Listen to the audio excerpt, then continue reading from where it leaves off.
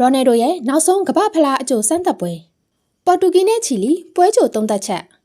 ကမ္ဘာဖလားပြိုင်ပွဲကြီးမစတင်မီရက်ပိုင်းတို့မှာပဲဥရောပရဲ့ထိပ်သီးပေါ်တူဂီအသင်းနဲ့တောင်အမေရိကရဲ့အစင်လာရှိအသင်းတစ်သင်းဖြစ်တဲ့ချီလီအသင်းတို့ဟာအမေရိကန်မြေပေါ်မှာနောက်ဆုံးအဆင့်လူစရင်းနဲ့ကစားကွက်ကိုဆန်းစစ်ဖို့အတွက်ထိပ်တိုက်တွေ့ဆုံနေကြတော့မှာဖြစ်ပါတယ်။ယခုပွဲစဉ်သည်ရိုးရိုးခြေစမ်းပွဲထက်ပိုမိုလွန်ခဲ့ပြီးအသင်းနှစ်သင်းလုံးရဲ့နီးပြတွေအတွက်ကမ္ဘာဖလားအဓိကလူစရင်းကိုအတည်ပြုဖို့အလွန်အရေးကြီးတဲ့ပွဲတစ်ပွဲဖြစ်ပါတယ်။ပေါ်တူဂီအသင်းဟာဥရောပဆောင်ကမ္ဘာဖလားခြေစစ်ပွဲတွေကိုအကောင်းဆုံးကြော်ဖြစ်လာခဲ့ပြီးယခုနှစ်ကမ္ဘာဖလားမှာပိုဆွဲဖို့ရေပန်းစားနေတဲ့အသင်းကြီးတွေကတသင်းဖြစ်ပါတယ်။နီးပြရောဘတ်တိုမာတီနက်ရဲ့အဓိကရွေးချက်ကတော့ကစားသမားအဟောင်းအသင်းပေါင်းစပ်မှုမျှတစေဖို့နဲ့ဥရောပကလပ်ပွဲစဉ်တွေအပြီးကစားသမားတွေရဲ့ကြံ့ခိုင်မှုပိုင်းကိုအကဲဖြတ်ရန်ဖြစ်ပါတယ်။ဒါ့အပြင်အုပ်စုအဆင့်မှာတွေ့ရမယ့်ကိုလံဘီယာကဲ့သို့တောင်အမေရိကစတိုင်ကစားတတ်တဲ့အသင်းမျိုးကိုရင်ဆိုင်နိုင်ဖို့ချီလီအသင်းနဲ့စမ်းသပ်ကစားခြင်းလည်းဖြစ်ပါတယ်။တစ်ဖက်ချီလီအသင်းဟာလည်းတောင်အမေရိကဆုံမှာရုန်းကန်ခဲ့ရပေမဲ့အတွေ့အကြုံရင်ကစားသမားတွေနဲ့လူငယ်တွေပေါင်းဆက်ပြီးကမ္ဘာဖလားမှာအံ့အားသင့်စရာရလဒ်တွေထွက်ပေါ်လာဖို့ပြင်ဆင်နေတဲ့အသင်းဖြစ်ပါတယ်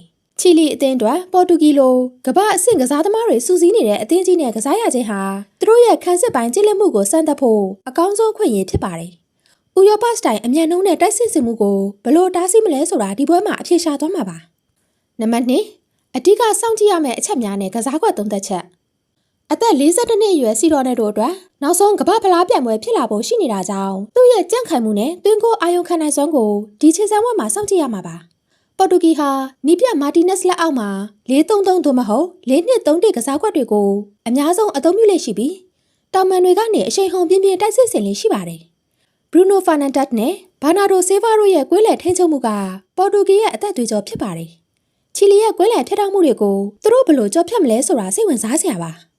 ရာဖေးလီယာအိုနဲ့ကိုကာလိုရာမိုတို့လိုအရှိန်ဟုန်ကောင်းတဲ့လူငယ်တွေရဲ့အခန်းကဏ္ဍကလည်းချီလီခန်းစစ်ကိုအလုံးရှုပ်စေမှာပါ။ချီလီအသင်းဟာပုံမှန်အားဖြင့်အမာခံကစားသမားတွေရဲ့စိတ်သက်ပိုင်းတိုက်ပွဲဝင်မှုနဲ့ကြံ့ခိုင်မှုအပေါ်အခြေခံလေးရှိပါတယ်။ပေါ်တူဂီကိုရေးဆိုင်ရမှာခန်းစစ်ကိုအထိုင်ပိတ်ပြီးမှ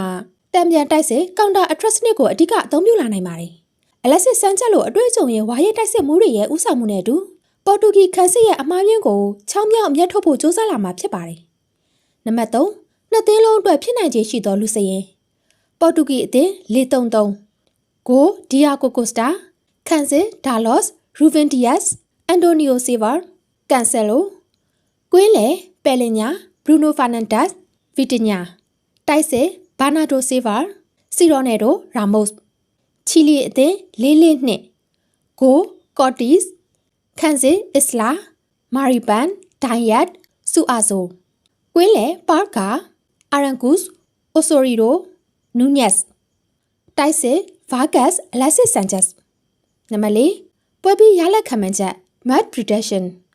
ဒီပွဲဟာခြေစမ်းပွဲဖြစ်တာကြောင့်နီးပြ2ဦးလုံးဟာဒုတိယပိုင်းမှာလူစားလဲမှုအများပြပြုတ်လုပ်ပြီးကစားသမားအများကြီးကိုစမ်းသပ်သွားဖို့ရှိပါတယ်။သို့တော်လည်းအသင်းရဲ့လူအင်အားတောင့်တင်းမှုနဲ့တဦးချင်းအရေးသွေးပိုင်းမှာပေါ်တူဂီအသင်းကတိတိတတ်တာအသာစီးရနေပါတယ်။ချီလီအသင်းအနေနဲ့ပေါ်တူဂီကိုဒုက္ခပေးနိုင်တဲ့အခိုက်အတန့်ချို့ရှိလာနိုင်ပေမဲ့ပေါ်တူဂီရဲ့ကွင်းလည်ဖန်တီးမှုနဲ့တိုက်စစ်အဖြတ်ဆွမ်းအားကို90မိနစ်လုံးတားဆီးဖို့ခဲရင်ပါလိမ့်မယ်။ဖြစ်နိုင်ခြေရှိသောရလဒ်ပေါ်တူဂီ2-0ချီလီသို့မဟုတ်ပေါ်တူဂီ3-1ချီလီ